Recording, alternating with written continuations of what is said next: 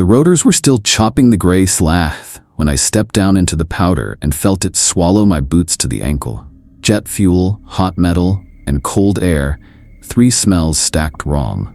The helicopter lifted and the sound dropped away so fast it left a hole in the sky. What passed for home sat inside a chain-link rectangle. 4 prefabs, a squat control room with a radar dome grafted on top, a skinny observation tower lashed with guy wires, and a fence that shimmered with rime. Beyond that, white and spruce and distance. A man waited by the door with his hands buried in a parka that looked older than I was. "Thorne," he said. His beard was frost-salted, eyes the pale color of old ice. "Dr. Samuel Avery."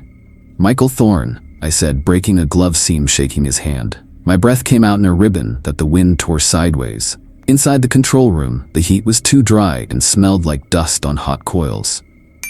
Banks of monitors hummed. An anemometer squealed somewhere on the roof, then settled into a steady click. Avery didn't bother with a tour. He opened a metal desk drawer, pulled out a single sheet of printer paper with handwriting on it, and slid it across to me. "Station protocols," he said. "Read them, then read them again." It wasn't a letterhead, not even a typed header, just 5 lines, written in a precise block print that looked carved more than inked. "Do not respond to any voice calling from outside the fence after dark. Do not allow entry to anyone who arrives on foot. Ignore any animal that speaks. Continue your duties. Lock your door before Zral. Do not open it until dawn. If you hear screaming at night, do not investigate. Radio and remain in place." I looked up. Avery's face stayed perfectly still, like he'd practiced removing anything readable. "Is this an initiation?" I asked. "Because I've done field stations before. Pranks are. No exceptions, no questions." He tapped the paper once with a fingernail, and the sound was very small and very final. "Memorize it." Jose Marin showed me my room, 8 by 10, metal desk, a bed that protested with a single spring squeak, window the size of a legal pad. He wore a cross on a cord and had the eyes of someone who'd been awake across too many winters. "They gave you the list?" he asked. "Yeah, just follow it," he said, like he was too tired to make it sound like advice. "Trust me." I unpacked half a duffel and gave up, fingers stiff from the cold that leaked through the floor. At 23:30, I climbed the tower. The ladder rungs bit through my gloves. Old ice makes its own edges. The observation room had a space heater fighting a losing war, a console with radar sweep, 2 camera feeds, a thermal pane pulsing with false color. I logged in, checked mounts, lens heaters on, IR camera clean, anemometer at 17 knots, gusts 22. Routine makes a shape your mind can sit inside. At 41, the wind died. Not a taper. Off, like someone had thrown a breaker in the sky. The anemometer vanes froze mid-spin. The tower stopped shivering. Even the heater seemed to hold its breath. My ears rang with the sudden subtraction.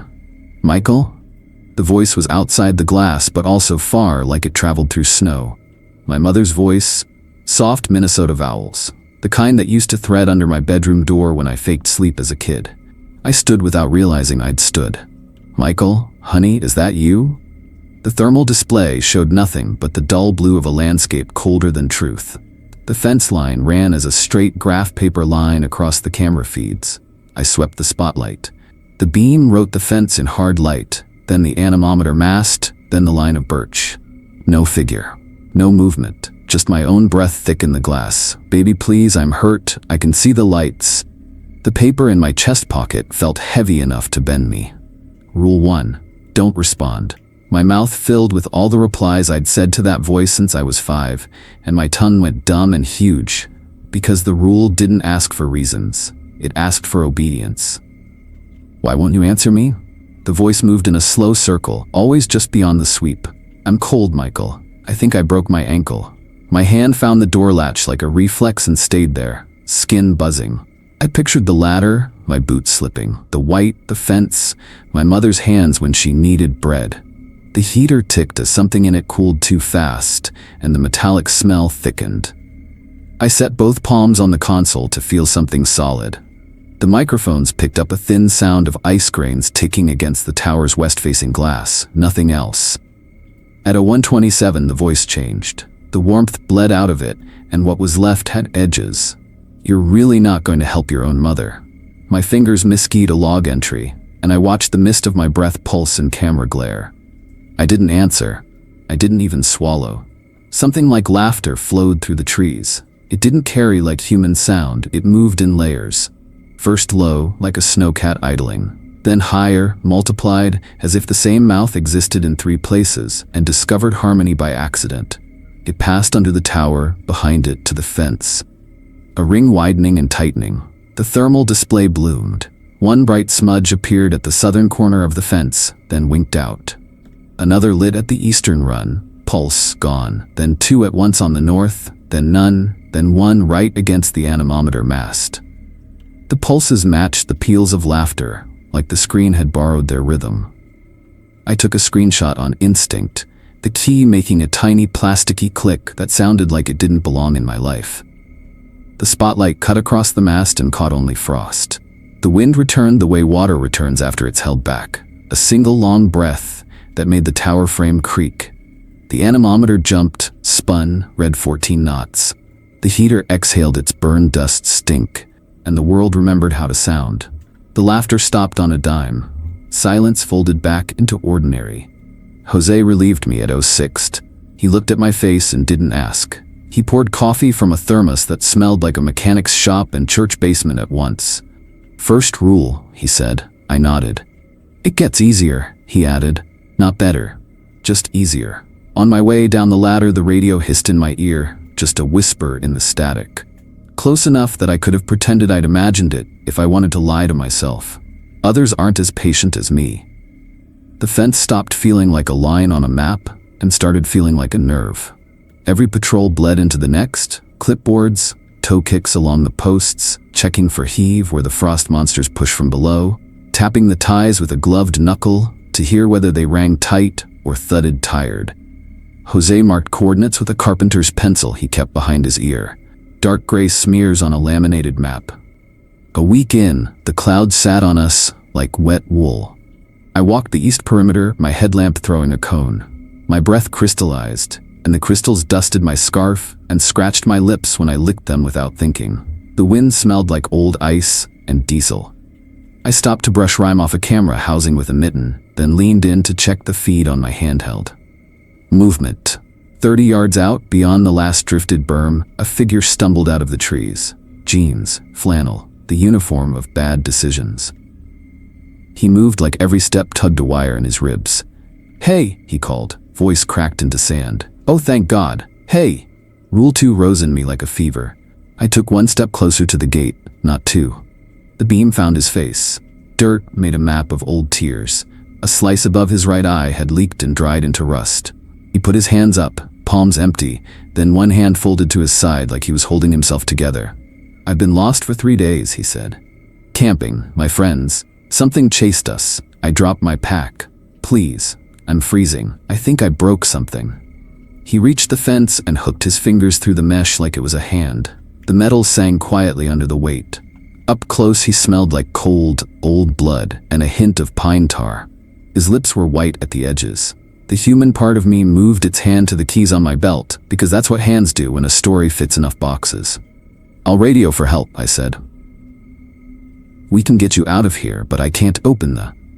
Please, he said, and the word came out too smooth, like he'd found the exact grain of it. It's right there, the door. Just open it. Call whoever after. I'm not a threat. He smiled, and it was the kind of smile that meant nothing, just an arrangement of teeth. My thumb pressed the transmit on my shoulder mic. Control, this is Thorne at East Gate. I have a... His face moved, not the way faces move when people cry or decide to lie. The bone underneath went liquid for half a second. The jaw pushed forward, and the teeth that had been background became the picture. The fingers hooked in the mesh lengthened, nails darkened like wood after rain, curving into their own ideas. The eyes, Jesus. The irises thinned and split, a horizontal seam opening across each pupil, like a goat's but wrong because it stared back like a person remembering. The sound that came out of him had texture. Grit dragged over glass. He pulled. The fence screamed with an old metal voice, and my chest went cold in a deeper way than weather. The post to my left shuddered, ties twisted, frost fell in a glitter that my headlamp caught and made into a soft storm. Let me in, it said. Its mouth still trying to be a mouth, and the words layered in too many registers. I'm so tired of asking nicely. I backed up. The snow complained under my boots. I had bear spray, a flare. A 12-gauge locked in the pump room 2 buildings away. None of those facts like the air out here. I didn't yell. I didn't run. Running makes noise. Noise brings more. It yanked again, and the mesh deformed. Diamonds stretched into rectangles. A support brace near the bottom groaned, a sound like a bone that's decided it wants to be a hinge. If it kept pulling, it would tear a path a person could fit through. If I called for help, somebody would come running. They'd see an injured man. They'd do their human job before the station's job. I could feel the shape of that mistake from here. As if it read the thought off my face, the thing stopped. The change reversed. Teeth withdrew to plausible, fingers shortened, the eyes became sob stories again. The wire kept its new shape. It looked at me through it, and the look had humor in it. That was somehow worse. Smart boy, it said in a regular voice. That somehow wasn't. You can't watch every gate, every night. Winter's coming. The cold makes us so much hungrier. It turned and walked away into the trees without a limp. Just before the trunks swallowed it, it glanced back over its shoulder. Tell your station chief the fence won't hold forever. Tell him we remember every face that it has ever denied us entry. I stood there until the sensation came back in my hands, and then I kept standing, because his leaving felt like turning my back on the ocean. When I finally moved, I ran my glove over the torn mesh. The metal shaved a thin curl off the leather. The post had a hairline crack, dark and new. I logged the damage coordinates in a neat hand, because the neatness kept my heart rate from climbing. In the pump room, the 12-gauge sat in its bracket smelling like oil and old cloth. I didn't take it. Out the window, something dragged one fingernail along the fence, somewhere I couldn't see. The noise turned the air in my lungs into needles. That night, I dreamed in chain link. By day 3 after the gate, I'd built a ritual. Clipboard in the crook of the arm, pen clicks in 3s, eyes on the seams where prefab meets ground. You can tell where cold gets in by where frost blooms first. Silver ferns along a baseboard, thin as breath. I started keeping a second notebook that wasn't the station log. Patterns, times, temperatures when the wind died, coordinates of oddities. If you can map it, you can manage it. That's the lie we tell ourselves. To keep working. I was inventorying the supply cage when the sound started. Just a single bark. Like any dog that's found out how echoes work. It came from the yard side of the building. The cage smelled like plastic, desiccant packets, and a sweet metallic note from lithium batteries. I pretended I hadn't heard and counted headlamp spares, my pencil clicking on the boxes. Another bark. A whine. I made it 10 more seconds and looked through the narrow window. A red fox sat with its tail wrapped around its feet, like it knew what to do with cold. The snow under it had glazed from the heat it carried. Its ears were perfect little triangles, edges backlit by the pole light. It turned its head when my shadow shifted.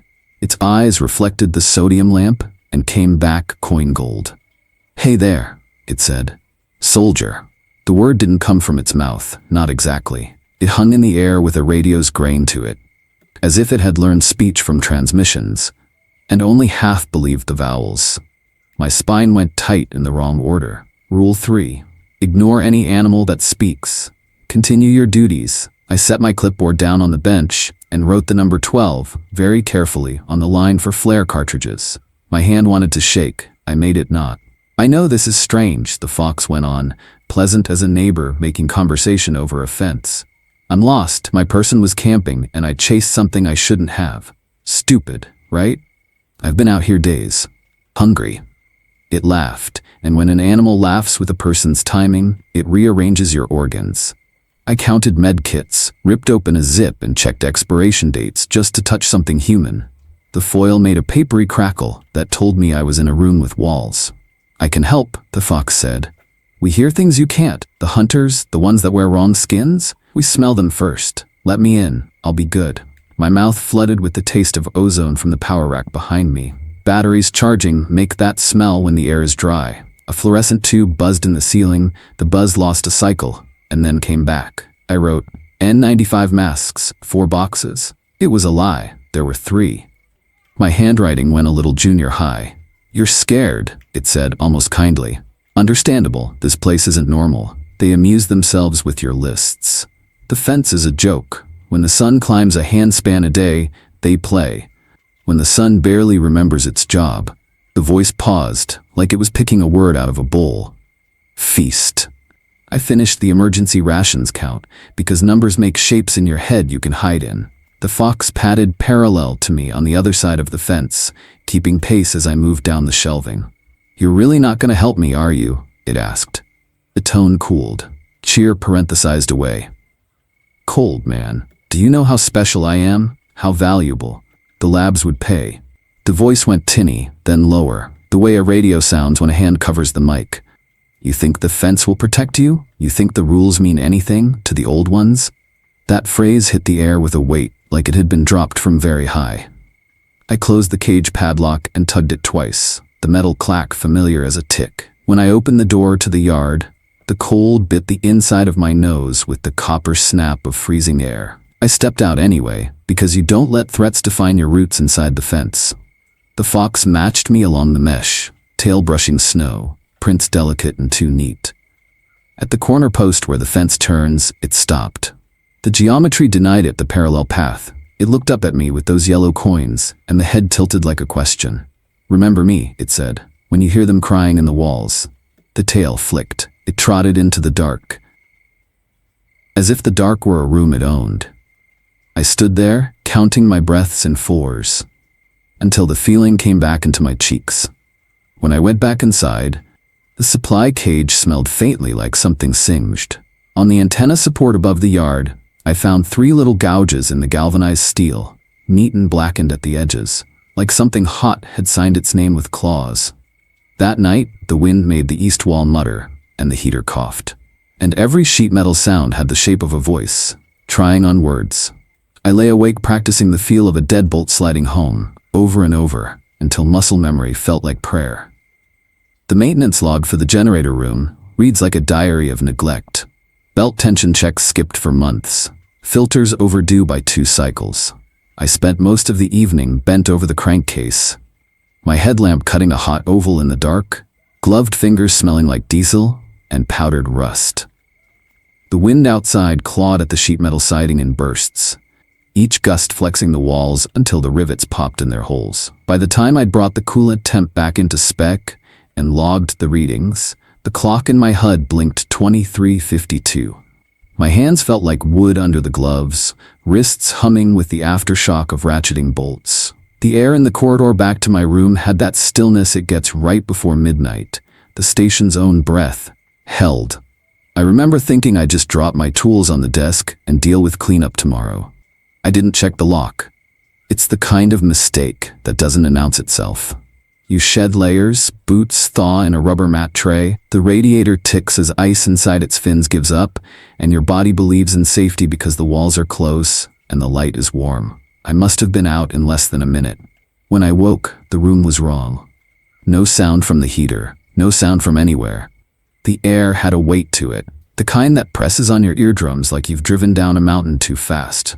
My breath curled up and froze on the inside of the window glass in one slow unfurl. The thermometer by the bed read 21 degrees Celsius. It had been +5 when I lay down. The corner opposite the door was darker than it had any right to be. Not shadow, absence. From that absence, something stepped forward. It was tall enough that its head nearly brushed the ducting. No eyes, no face, just a stretched oval where features should live. Skin, the translucent color of things that have never seen daylight. Its breath, if that's what it was, smoked the air in delicate spirals that didn't fade. "You keep your mind in tidy little rooms," it said. The voice didn't hit my ears. It arrived inside my head, like a memory that didn't belong to me. "Do you know what it's like to have every one of them unlocked?" I pushed myself upright on the bed, every muscle trying to shiver and lock at once. My hand was inches from the flashlight under my pillow. I didn't move. It walked along the wall, fingertips grazing the metal. Frost bloomed under each touch, a white rash spreading in its wake. "We could peel them open," it went on, almost conversational. "You'd forget the rules. You'd forget why you came here. You'd forget your own name, just to stop the sound of the wind. The sound of the wind. That's what was missing." Even with the window right there, Even with weather clawing at the siding, the silence outside was perfect and absolute. It leaned over my desk, examining the maintenance log I'd left open. Machines, numbers, bolts. That's your shape. One fingertip tapped the paper. The ink under it whitened, froze, flaked away, and the weight in the air shifted. Curiosity sated, it said, like it had just left a dinner half-eaten because it was bored. It turned toward the corner, the frost on the wall melting in its wake without dripping. The absence folded around it, and the room remembered how to be a room. The heater coughed and came back to life. The wind returned in a single solid push against the wall, rattling the window in its frame. On my desk, where the maintenance log had been, a pale print of 5 fingers bloomed on the metal surface, a perfect frost silhouette. I ran a fingertip through it, and the cold burned like dry ice. I locked the door then at 17, and I locked it again at 18. I kept locking it until the bolt felt like part of my hand. From that night on, I checked every door in the station before midnight, not just mine.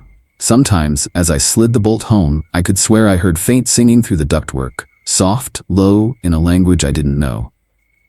The scream came through the station, like a red thread pulled through metal.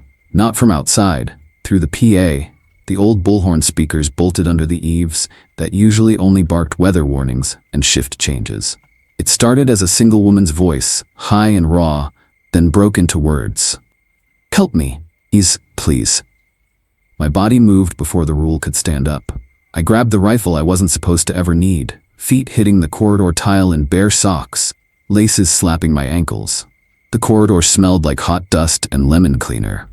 The light strobed once, like the bulbs remembered a storm from 5 months ago. The scream jumped locations, mess, then equipment bay, then directly above like someone had stapled lungs to the roof. Jose stepped into the hall in boxer shorts and a faded t-shirt, weapon hanging muzzle down from his sling. His hair was a slick of sleep, but his eyes were awake, in the way you get when bad things teach you to wake fast. "Rule 5, he said, voice low. "Somebody's in trouble." My throat felt stripped, like I'd already been shouting. "Rule 5, he repeated. He didn't take a step toward me. He didn't have to. He just stood there, like a door you couldn't go through. The scream rose, turned liquid, became the kind of sound that inserts itself into your teeth. A crash, glass or crockery, then the wet, choking sound of someone drowning in air. I took one step around Jose. He took that same step with me. We almost danced. The PA speaker above us popped with static. The voice found a new shape. "Michael," it croaked, and it had the exact way my name sounds when spoken by someone who knows it intimately. I didn't have a good enough lie to tell myself about that. Jose eased me back, one hand on my shoulder, his fingers steady and heavy through my shirt. His other hand lifted his cross on its cord and let it fall once. "A habit, not a ward. They want you out in the open," he said. "They want your feet on the wrong side of a threshold." The scream multiplied, not a chorus, the same voice, stacked at different ages. A young version shrieked for mommy. A middle-aged version sobbed, begging, every syllable sandpapered. An older version cracked around prayer. The station vibrated with it. You could feel it in the bones of the floor, in the hummingbird buzz of the light ballasts. "My 3rd week," Jose said over the sound, like we were having cafeteria talk. I ran toward it. Corporal Davies tackled me hard enough we left skin on the tile. Next day, the story was a bruise shaped like a boot on my thigh, and a man still alive because of it. He swallowed. Morrison and Chen didn't get tackles. We found Morrison's mag full and safety off on the floor by the mess. Chen's footprints ended 20 feet from the tree line. No blood, no drag marks, just ended. The scream slid away to the north wing. Impossible, because the PA speakers are wired in a loop. Then a single voice came from directly outside Jose's door. Not amplified, so close you could hear the breath before the sound.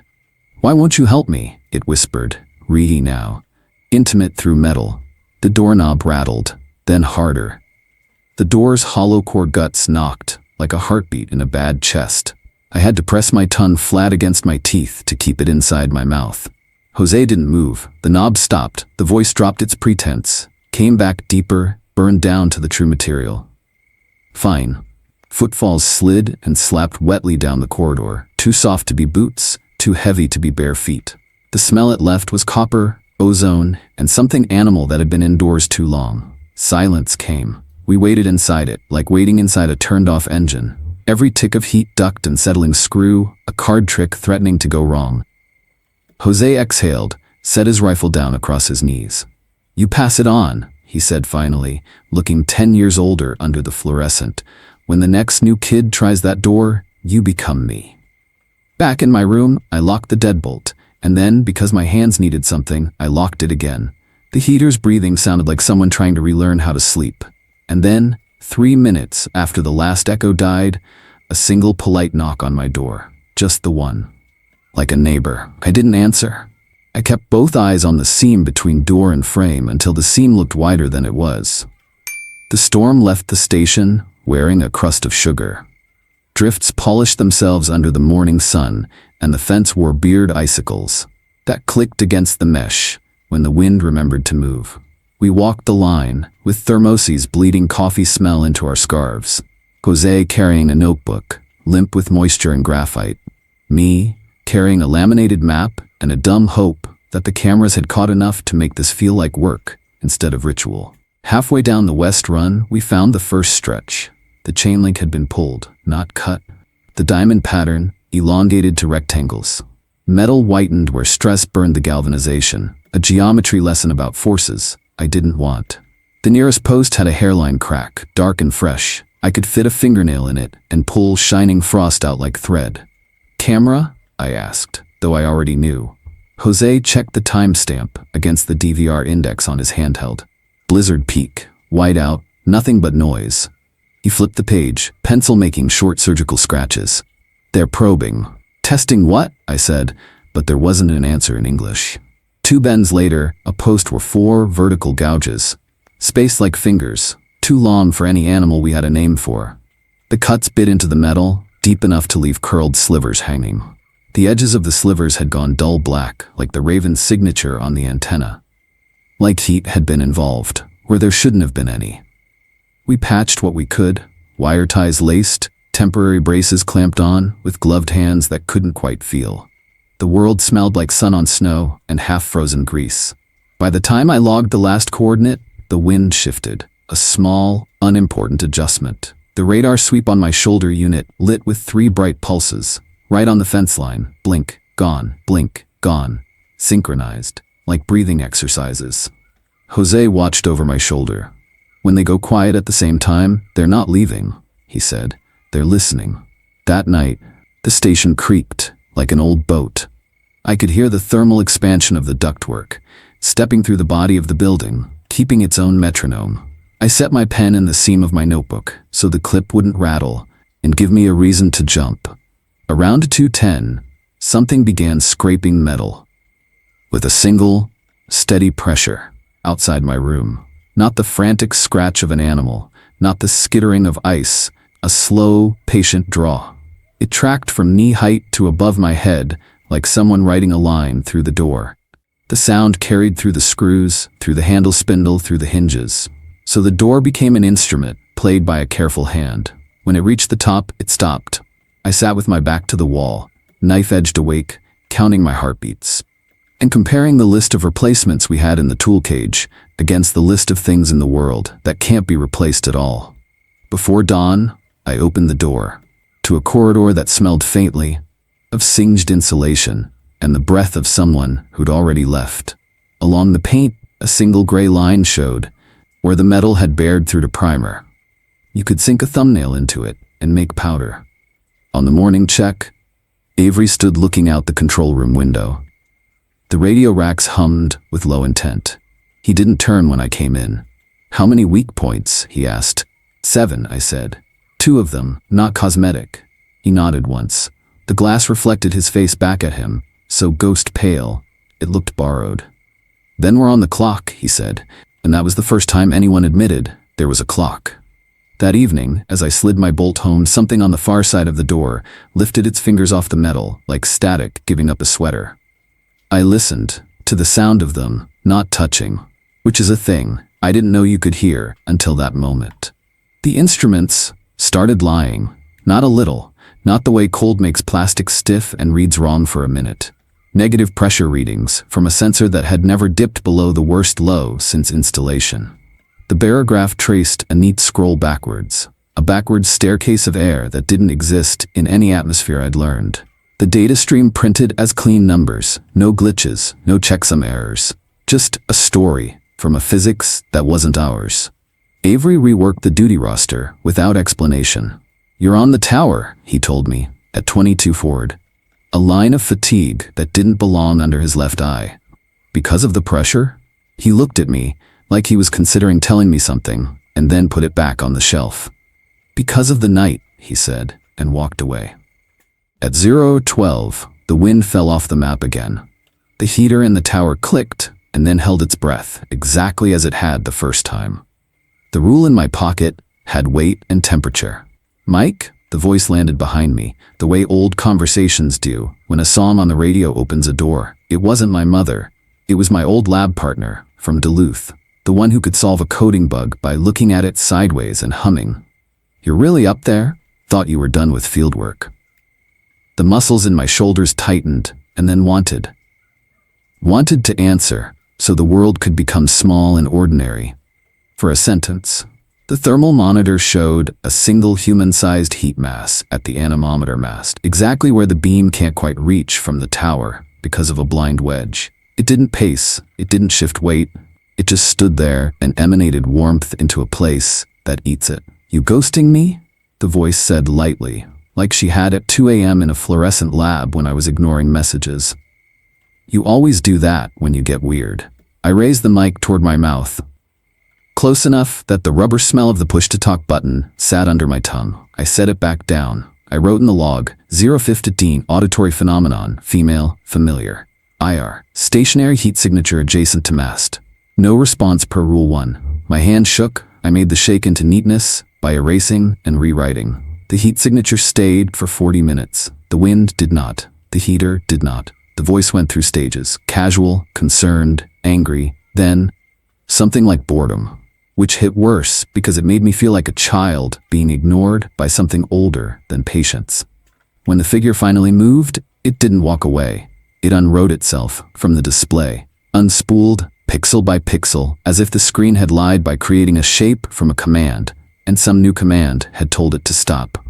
When Jose came to relieve me, the tower smelled like ozone and old coins. He stood with his hands around the coffee lid, warming his knuckles, and didn't say the thing you say to people after a funeral.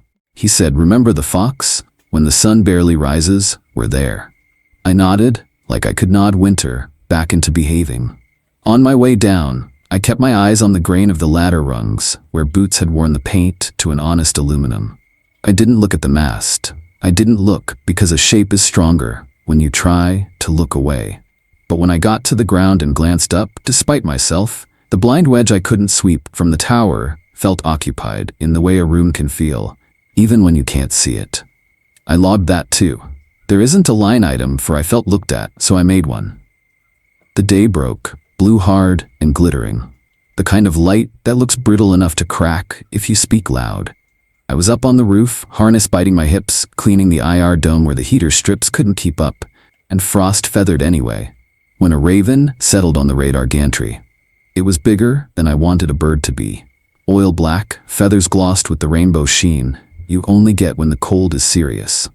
It tilted its head, and I saw my own face, distorted, in the eye. The sound it made wasn't exactly a voice. It was radio, or the memory of radio, the texture of a signal dragged over mountains. Power goes, it croaked, vowels blown out, soon.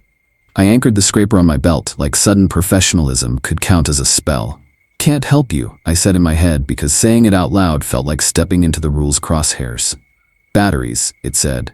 "Gone." Night laughs, doors think about opening. My mouth opened. When?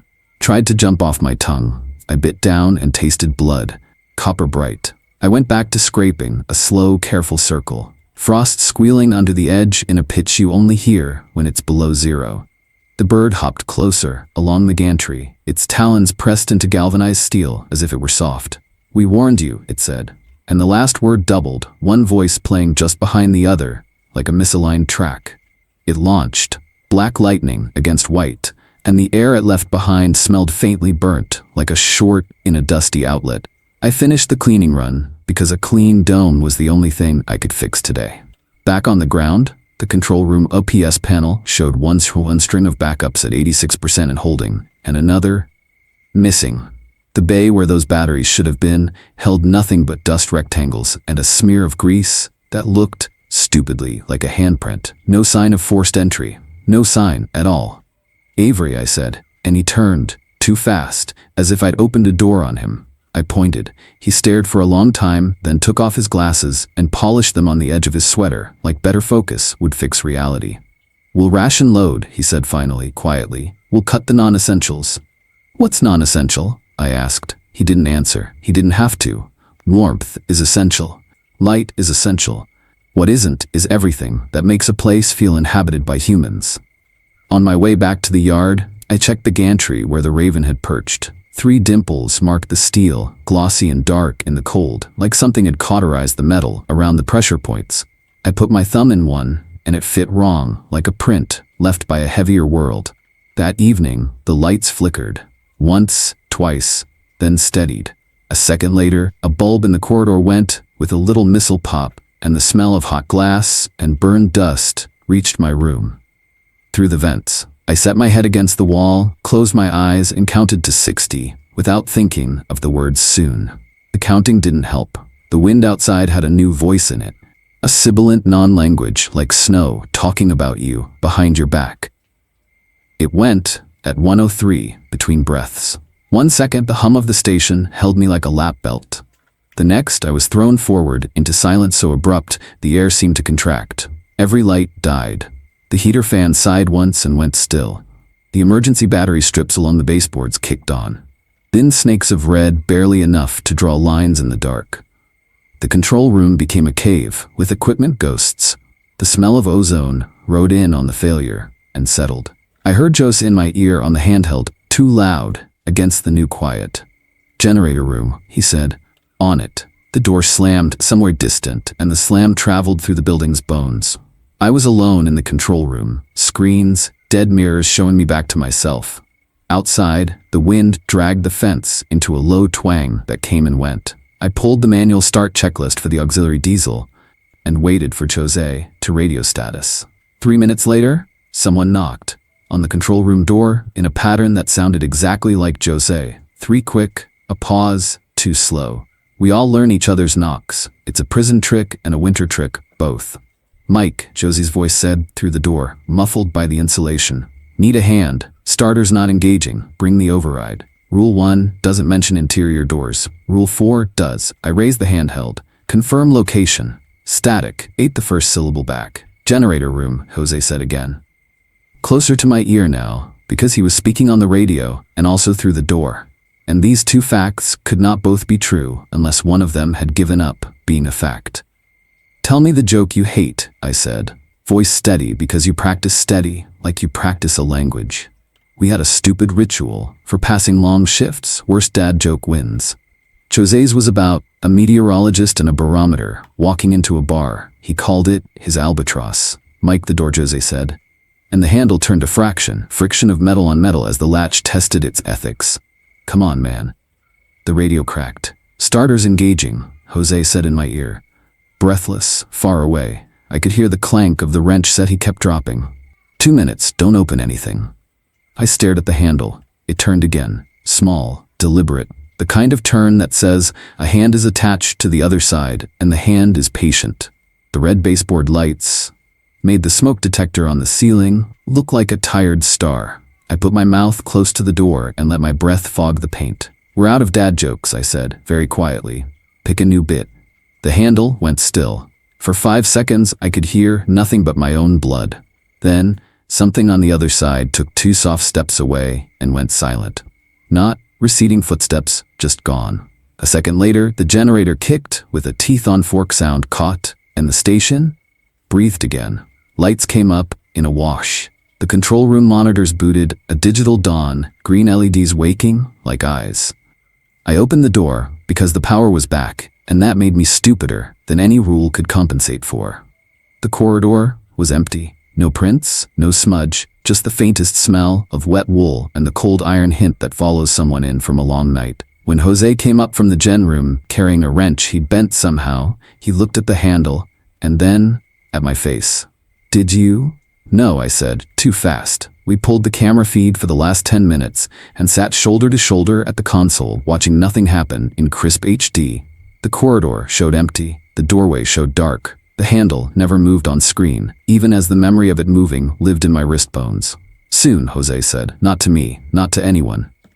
A word the Raven had loosed into the building, and that had started living here, rent-free. The UPS panel in the corner ticked down 1% and didn't come back. Daylight came and pretended not to. The sun clung to the southern horizon like it had an appointment elsewhere, and we were a courtesy. We stretched a single smear of gold over ice and called it noon. The rest was gray, and the light in the control room was the wrong color for human skin. By 15, I'd been awake 18 hours, watching the sweep draw its circle on the scope. Ears trained to the small differences in wind language, the way mechanics hear their own cars. The door alarm pinged one polite note. The outer camera showed a figure walking up the access trail from the cut in the trees. Not a hiker this time. Parka with a Noah patch. High-vis striping scuffed white. They carried their shoulders like someone who spent life around gear. When they reached the gate, they took off a glove, held up a badge in a shaking hand, then pressed their face close to the mesh like the fence could read it. "Open up," they called, voice fuzzy through the glass. "Field team, snow machine died 2 miles back. I've got data from the coastal buoys. It's..." The voice hiccuped and found my name. "Michael Thorne, right? I read your thesis." I stood up out of my chair like a puppet. Jose wasn't in the room. Avery was somewhere deep in the station, looking at numbers that weren't behaving. The person outside had my name, the title of a document I hadn't thought about in 2 years. The small details. People love to deploy when they want to get past a door. Rule 2. No one on foot. The figure smiled.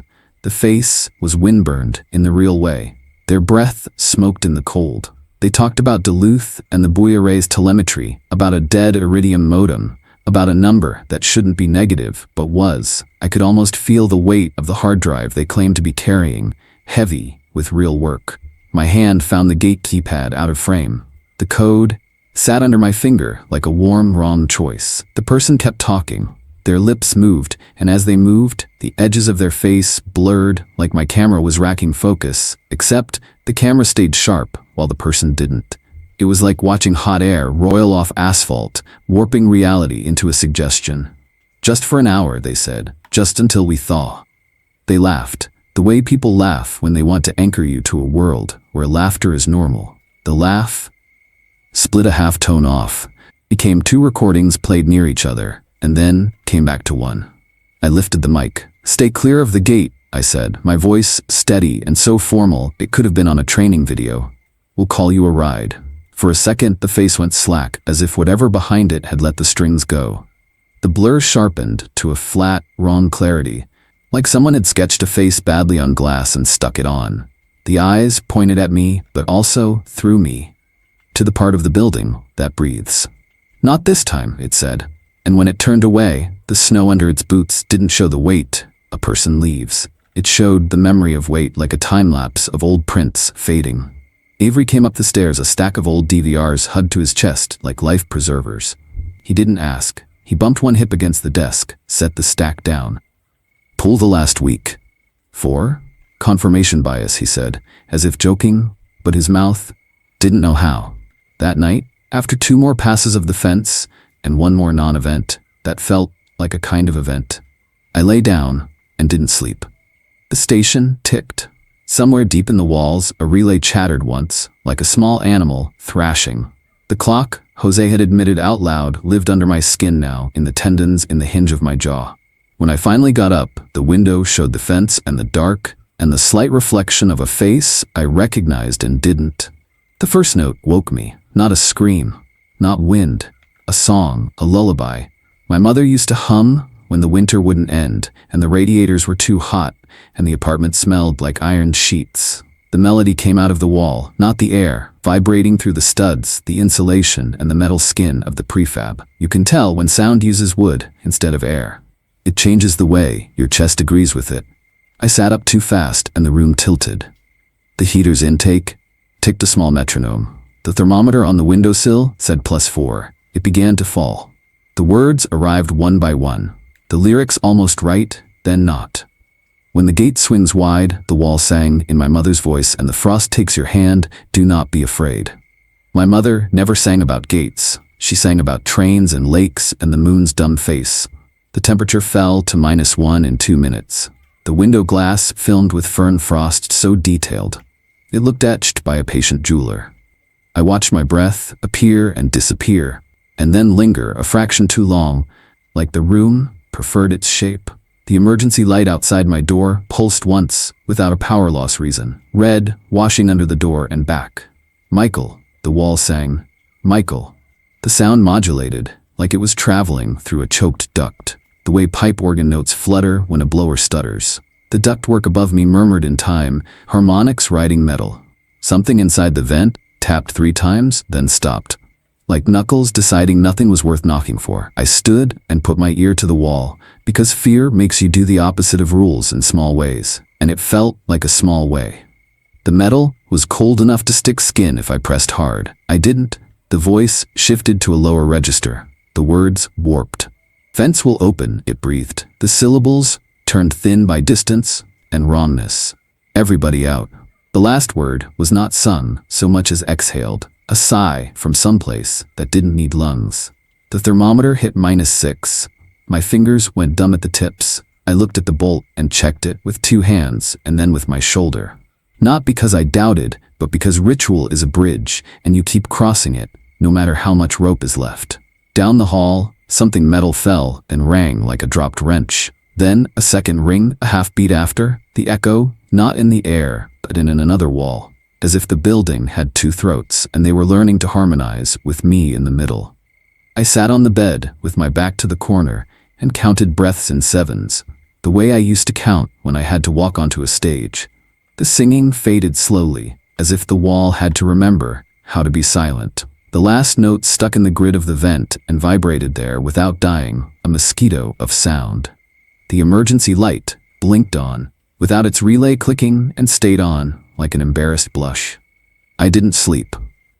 Every time I closed my eyes, I saw a door opening inward with the slow, forgiving patience of something that has waited long enough and knows the weight of you by heart. By morning, the frost pattern on the window had settled into shapes that reminded me of handprints, too long in the fingers, too compressed at the heel. When the sun found them, they shone. Then they vanished all at once. Like the glass had decided to admit, none of it ever happened. They rotate people out, in 2s or 3s, when the weather permits. Superstition, disguised as logistics. Brandon Kelly arrived with a smile that bounced, green eyes bright against windburn. His parka had that just-issued squeak to it. He kept his gloves clipped together, like an Eagle Scout. "Mr. Thorne," he said, standing in my doorway like he was reporting to a teacher. "Dr. Avery says you'll orient me." "Just Mike," I said. The word orient made my mouth dry as paper. I handed him a page, torn out of my notebook. My block print looked like someone had written it, under a metronome. 1. Do not respond to voices outside after dark. 2. Do not allow entry to anyone on foot. 3. Ignore animals that speak. 4. Lock your door before midnight. Do not open it until dawn. 5. If you hear screaming, do not investigate. Radio and remain in place. He read, smiled, and looked up, the way people do when they think they're charming you.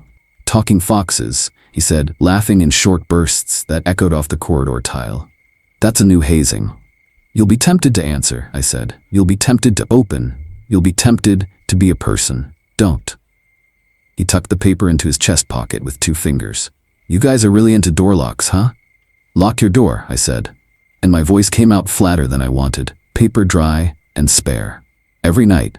Check it 3 times. If you're too tired to stand, crawl to it." Avery did the sign-off formalities, without the theater they give you at larger stations. Just a nod that had weight, and a stack of receipts that didn't. Jose punched my shoulder lightly on the way to the pad and said, "Don't dream in chain link." His eyes were glassy with a sleep debt he wasn't paying down anytime soon. The helicopter's smell was rubber, oil, breath, old air reheated and served again. The blade's heat started the snow into ephemeral snakes. I buckled into the webbing and watched the station shrink. The fence line become a jewelry box grid, the antenna like thin knives stuck in a white cake. The pilot said something about crosswinds. I nodded without hearing, because my headset was full of static that sounded like a voice getting ready to assemble itself into my name. On the ground, Brandon had first watch on the tower. He walked with the bounce of someone not yet intimate with the way cold takes that out of you. As the helicopter banked, the station's radar sweep blinked across the dome, and for a second, only a second, the thermal camera on the exterior feed flickered on the cabin monitor, a courtesy display for departure checks. It showed a single bright figure, standing in the blind wedge beside the anemometer mast, not moving. "Any advice?" Brandon had asked before I climbed aboard. Half grin, half question mark. "Lock your door," I'd told him. "No matter how tired you are." As the station fell behind us and the mountains put on their fake distances, the radio tucked under my seat rasped like a throat clearing. The pilot glanced down, frowning. "You hearing that?" I heard my name, soft as if spoken a room away. "Michael." Same vowels I grew up under, a laugh braided behind it, the harmony I'd learned to hate. I closed my eyes and felt the shape of a deadbolt under my palm, the way the metal settles when it knows its work. In the dark behind my lids, a fence line stretched and didn't end. The voice on the radio smiled without a face and said, "We aren't patient with everyone." The rotor noise swallowed the rest. The world below narrowed to white and lines, and a small black dot that was a person at a tower window, not looking up, already learning a new way to listen.